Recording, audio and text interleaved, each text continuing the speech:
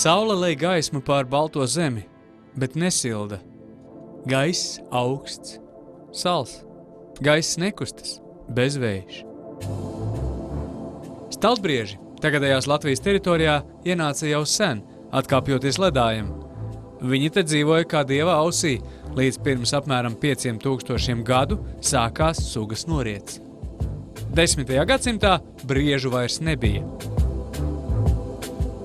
Mūsdienās Latvijas mežos sastopamie staltbrieži visi ir mākslīgi savairotu dzīvnieku pēcteči.